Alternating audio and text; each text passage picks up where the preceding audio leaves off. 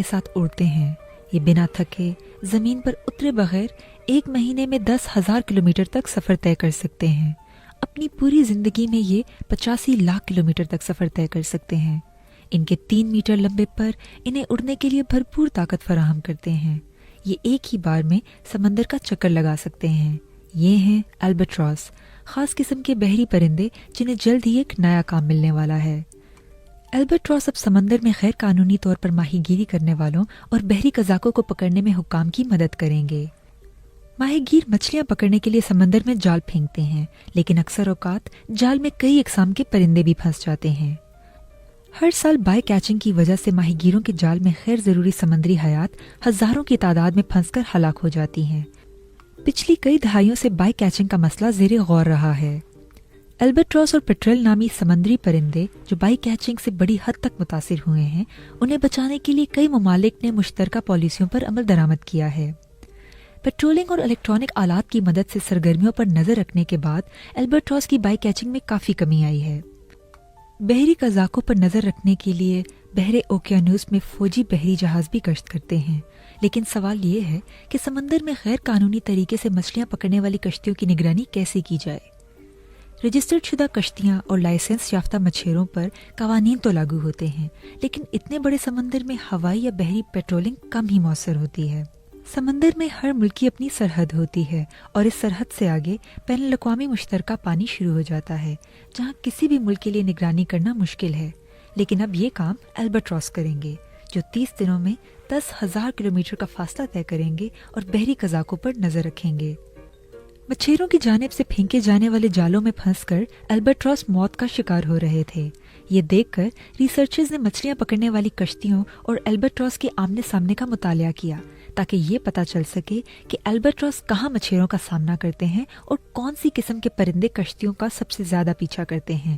اس سے یہ سمجھنے میں مدد ملے گی کہ پرندوں کی کون سی اقسام کو بائی کیچنگ سے زیادہ خطرہ ہے اور سب سے زیادہ بائی کیچنگ کہاں ہو رہی ہے. آن بورڈ مانیٹرنگ سسٹم سے لیے گئے ڈیٹا کی مدد سے سمندر میں کشتیوں کی میپنگ ممکن ہے، لیکن یہ ریکارڈ ریئل ٹائم نہیں ہوتے. پہلے ریسرچرز کو یہ اندازہ نہیں تھا کہ بحری پرندے کھلی فضا میں اور مچھلیاں پکڑنے والی کشتیوں کے ساتھ کتنا وقت گزارتے ہیں. جب ان کو کل وقت کا پتہ چلا تو انہوں نے ایسے ڈیٹا لاگرز بنائے جو البٹراس کے ساتھ لگائے جا سکتے تھے.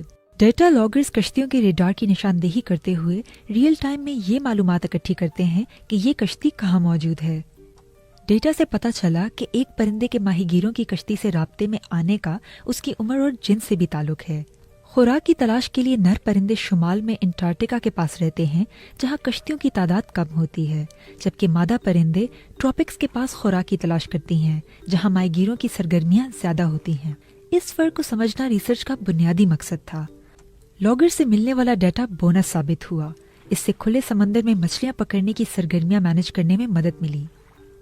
دراصل ایسا کرنے کا مقصد ماہی گیروں کی کشتیوں اور دیگر جہازوں کے درمیان فرق جاننا تھا، تاکہ یہ پتہ چل سکے کہ پرندے ماہی گیروں کی کشتیوں کی جانب زیادہ متوجہ ہوتے ہیں یا نہیں. لیکن جب لاگرز کا ڈیٹا عالمی ڈیٹا کے ساتھ ملایا گیا تو آٹومیٹک آئیڈینٹیفیکیشن سسٹم کا استعمال کرنے والی تمام کشتیوں کی لوکیشن دیکھی جا سکتی تھی. اس ریڈار کی مدد سے کشتیاں سمندر میں موجود دیگر کشتیوں کی نشاندہی کر سکتی ہیں تاکہ تصادم سے بچا جا سکے. ریسرچ سے پتہ چلا کہ مشترکہ بین الاقوامی پانی میں 35% کشتیوں کا آٹومیٹک آئیڈینٹیفیکیشن سسٹم آن ہی نہیں ہے. آٹومیٹک آئیڈینٹیفیکیشن سسٹم کشتیوں کی حفاظت کے لیے استعمال ہوتا ہے.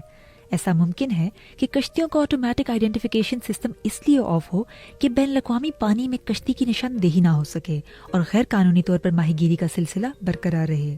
پیٹرولنگ کرنے والی کشتیوں کے لیے کھلے سمندر میں اتنا رقبہ کور کرنا مشکل ہے، لیکن ہر البٹراس سمندر کے اتنے حصے کی نگرانی کر سکتا ہے جتنا ایک کشتی کرتی ہے.